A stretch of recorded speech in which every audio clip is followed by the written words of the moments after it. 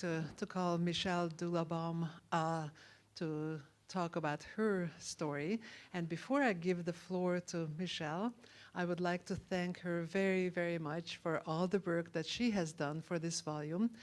Michele works here at the University of Pittsburgh, and she's a professional editor, and she was the person who smoothed out and perfected the English of the volume, and we owe the wonderful English of it to Michele. So thank you very much. It's really been a true privilege. So my name's Michele Baum. My maiden name is Dula. And you can see in this photograph my grandfather, Paul, on his wedding day. And my father is his oldest son. My father was the only person in his immediate family to have blue eyes. And that was kind of a question that I had until I saw a picture of Paul's father. Joseph, on the left there, was, he worked for the railway, and Paul, who is in the next picture, standing up on the right of his father.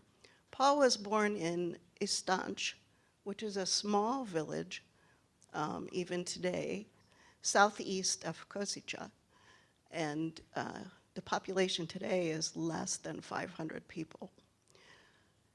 Paul came to the United States following an older sister.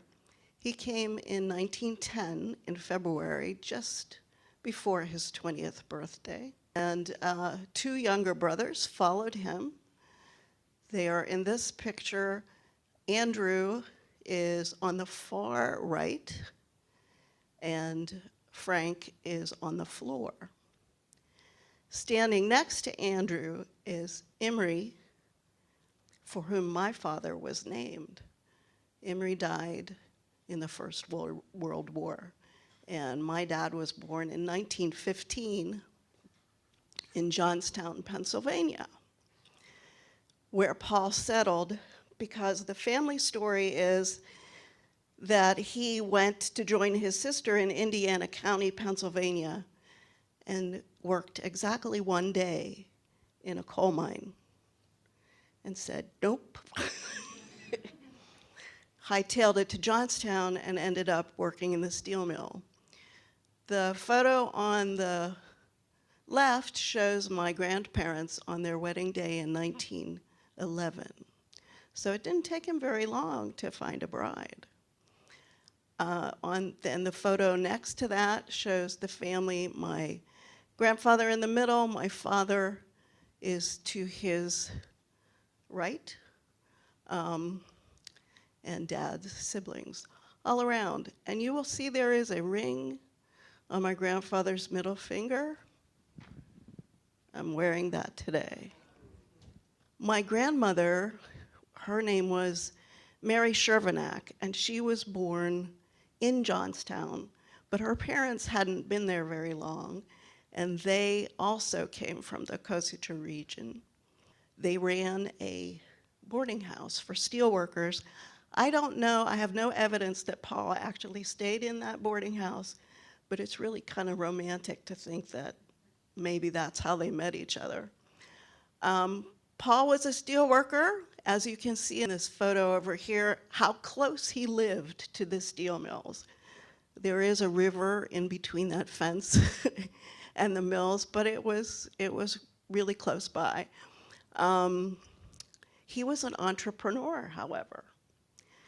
My cousin Jimmy, who is the little boy in that photo, told me that Grandpa would rent parking spaces in their backyard right up to where that log is that they're sitting on for the steel workers.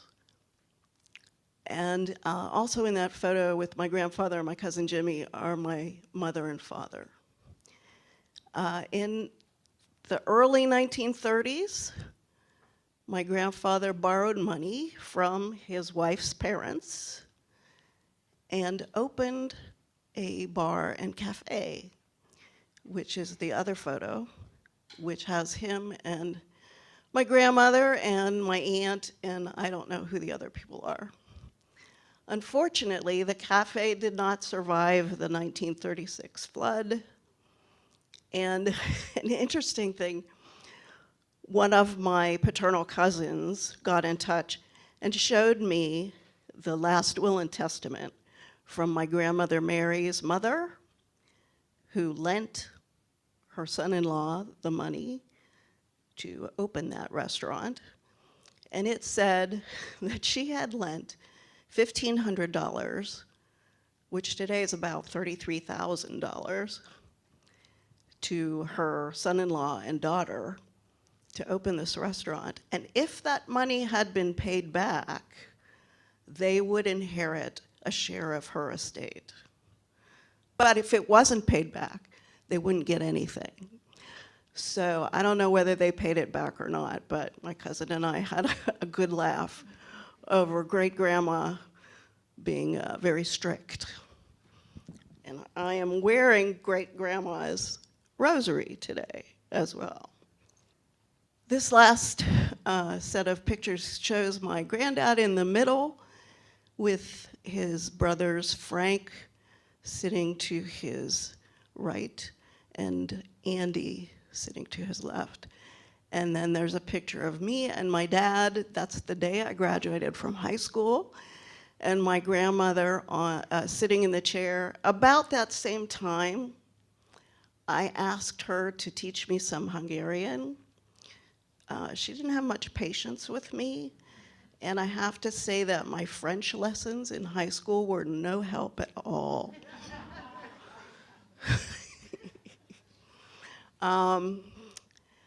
Andy, by the way, Andy and Frank stayed in New York, and Frank was a building superintendent, and Andy was a doorman at the building that the playwright Arthur Miller lived with his wife, the actress Marilyn Monroe.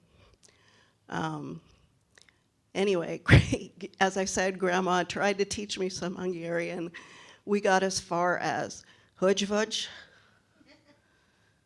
a nevem Michele, and I learned one thing last year, köszönöm. Thank you. Thank you, Michele. Thank you.